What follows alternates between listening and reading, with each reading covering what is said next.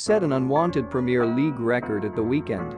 Despite starting the game and completing the full 90 minutes plus stoppage time, the Belgian registered just 7 touches, the lowest figure since records began. Admittedly, the stats boffins only started recording touches in 2003/4, but it's remarkable that the most anonymous performance in the last 19 seasons of any player to play 90 minutes came from a prominent striker representing one of the very best teams in the league, the reigning European champions no less. Even more damning is the fact one of Lukaku's touches was the very first pass of the game from kickoff. There can be no doubt the 28-year-old must shoulder a significant portion of the blame for his ghostly showing at Selhurst Park, but questions must also be asked of Chelsea's attacking tactics. A 7-touch no-show may be unique, but the Blues have generally had problems integrating their centre forward into their system. Both Kai Havertz, £3.5 million, and Timo Werner, £3.4 million, have also found it difficult to impact games when leading the line in recent times, although the former did have some sustained joy at the back end of last season. Since Thomas Tuchel's appointment, the wing-backs have been hugely important figures in unlocking opposition defenses.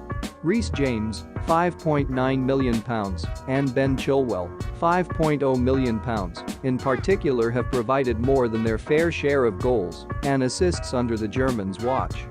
However, if there is one criticism of Tuchel's reign at Stamford Bridge, which would be harsh given the victory in Porto last May, it's that there has not been a clear cohesion between the attacking players when the first-choice wing-backs have been sidelined. There's no shortage of talent in Chelsea's ranks, but the rotating cast of wingers, midfielders and forwards has perhaps disrupted their rhythm at times, which is the primary reason they have fallen behind Manchester City and Liverpool in the title race. Circling back to Lukaku, it will be interesting to see whether an unwanted record will prompt a change in how he is deployed.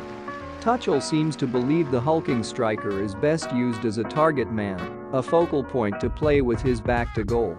Lukaku can perform this role, but that's not what brought him such success at Inter, where he scored 30 goals in each of his 2 seasons with the Milan-based club. In Italy, he was one half of a dynamic front pairing alongside Lautaro Martinez and was encouraged to dribble at defenders and bear down on goal rather than stand with his back to it while pinned to a centre-back. This is evident in Belgium colours too, though not to quite the same extent. The problem for Tuchel, and it's a nice one to have, is that he has so many options for the front three that he doesn't necessarily need to waver from his preferred tactics to accommodate one player, even if that one player is a £97.5 million centre forward with 100 Premier League goals and 68 international goals to his name at the age of 28. From a dream team perspective, Lukaku's backers will surely need to see something special from him against Lille this evening if they are to retain him much longer. With an ownership of 21.4%, he's the 5th most popular forward in the game, but it's hard to see him remaining above the likes of Sadio Mane, £4.4 million, and Son Heung-min, £5.3 million, for much longer on current form.